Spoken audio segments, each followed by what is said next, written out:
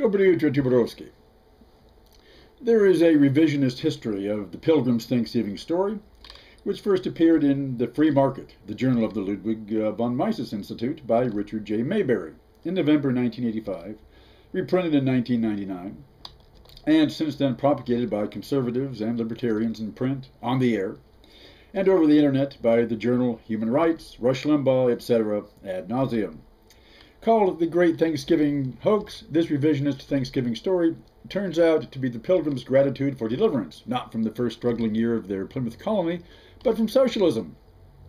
According to the new revised edition, the colony's governor, William Bradford, is quoted as saying, "After the poor harvest of 1622, they began to think how they might raise as much corn as they could and obtain a better crop.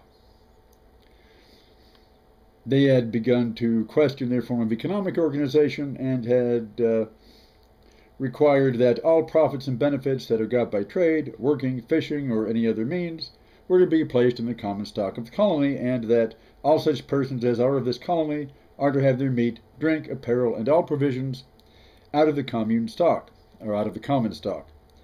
The person was to put into the common stock all he could and take out only what he needed, from each according to his ability, to each according to his need. However, it soon developed that young men that are most able and fit for labor and service complained about being forced to spend their time and strength to work for the other men's wives and children. Also, the strong, or man of parts, had no more in division of victuals and clothes than he that was weak. So the young and strong refused to work, and the total amount of food and land was never adequate, of course, as they supported said free riders."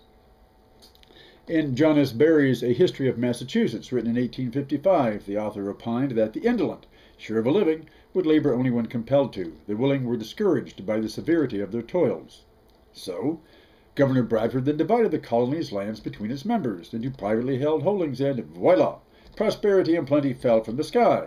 The governor then writes, "This had very good success, for it made all hands very industrious, so as much more corn was planted than otherwise would have been, by any means the governor or any other could use, and saved him a great deal of trouble, and gave far better contentment. The women went now willingly into the field, we're told, and took their little ones with them to set corn, which before would allege weakness and inability, whom to have compelled would have been thought great tyranny and oppression." The history of Jamestown, Virginia, is also hauled forth as proof of the failure of socialism and collectivism at the micro level, thus explaining its fall at a national level. Notice all this rising and falling is occurring long before Marx, Lenin, Stalin, Mao, or Pol Pot, though we're to believe that had the Pilgrim socialism continued, they would have ended up cannibalizing each other, figuratively or literally, or poisoning each other in mass despair like Jim Jones' Pilgrim Commune in Guyana. Well, all revisionist stories risk replacing new convenient mythology for old, and that is what has occurred here. The moral of this one is not a story of faith, of the compact with the deity for survival in the wilderness and the blessings of nature's bounty, but is proof of the inevitable failure of collective effort and the triumph of individual interest in human society. Well, first, let's examine who the people of Plymouth Colony were. Two-thirds of the Mayflower Pilgrims were sectarian independent Protestants, a close-knit group of English exiles sailing from Holland, for whom collective action was the backbone of their survival. However, one-third of the Mayflower passengers were not members of the congregation. One can imagine them chafing at the bit at such collectivism, going along out of necessity with its discipline, and only because they were outvoted, but waiting for a chance to assert their independence from collective restraint and regulation, not just economically, but in church doctrine as well. These, I suppose, were the first dissidents. And as we know from any group situation, there are those who step up and take an active part, and there are the free riders. Here also is the fundamental age-old contradiction between the individual and society, which bedevils every human community, and is largely a matter of necessity, the for and by whom, as to which is better. According to Nathaniel Philbrick's New History of Plymouth Colony, the turn to capitalism did not save Plymouth in the long run from falling into the red anyway. That it was saved from bankruptcy by being merged with and subordinated to the Puritans' Massachusetts Bay Colony, which was a speculative capitalist venture from the outset. The fundamental reason for Plymouth's failure was neither its collectivism nor its taking the capitalist trail, but its limited population in a hard environment, limiting its resource base desperately trying one program after another, first collectivism, then semi-capitalism, to save themselves. That if they were in a more hospitable environment, with more access to the outer world and adequate security from their imperial patron, their kibbutz might have thrived and survived on its own despite hostile Pequod Fedayeen. Well, there you go, Zove, making commie excuses again. That's what all of you say all the time. It's not the idea that's wrong, just circumstances beyond anyone's control. You're no different than the Hayekian Friedmanites of Wall Street, who refuse to admit their failed system even as the state bails it out. But the history of Plymouth Plantation, its ups and downs, nowhere justifies letting any part of its community starve and suffer. There is no record of welfare dependency or an underclass, even when social divisions based on family accumulation, in turn based on working size, became the norm. The collective organization of the congregation and the colony was not dismantled, not deregulated.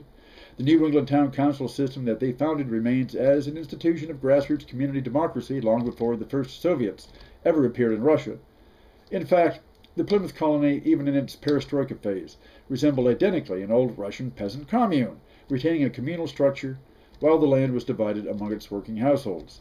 There may have been poor peasants and kulaks and a grey mass in between, but in no case in Plymouth do we see an idle class living off renting land to the poor or the dismantling of the collective framework in the name of the sovereign individual.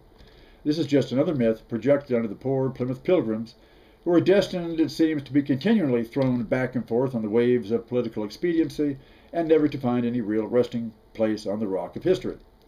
With their Puritan partners, we see quite a different Thanksgiving story indeed. They fully embraced the free market, as it then existed, and what do we find? Energy, thrift, enterprise, expansion, resulting in one of the bloodiest Indian wars in North American history, with the surviving natives shipped off to the Caribbean as slaves. The same tribes with whom the Pilgrim Fathers had smoked the bongs of peace at that first, long-forgotten Thanksgiving that we now so conveniently memorialize. Also, we see the poor and the thriftless literally whipped out of Puritan communities, along with pacifist Quakers, and like good McCarthyites, Russian human events surely admired the witch hunts that kept the city on the hill burning bright as a blazing cross. What's important is that the system now works, by its own definition. Thus, we can already recognize the familiar virtues of North American free enterprise, profit and war in the name of godly liberty, a paradigm which will embrace the world in 3 centuries. Equating socialism with tyranny and its opposite with freedom is an old trick of the capitalist intelligentsia. For instance, we're told that socialism always equals central planning. Not only don't we find any 5-year plans for rapid bat-out-of-hell expansion in Plymouth colony, but this was even resisted in the USSR, and by members of the Communist Party and the Soviet trade unions, as destructive of real socialist growth. Many workers believed the introduction of one-man management, that is, CEOs, meant the restoration of capitalist bosses out to get even for their losses in the revolution. The whole planning system was viewed by the unions as a method of subordinating workers, and thus the negation of socialism. And there were communists who agreed with that.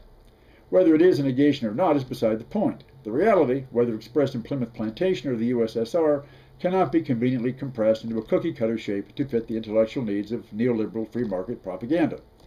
Nor do I have to distort the historical record in order to demonstrate the fallacies of their conclusions.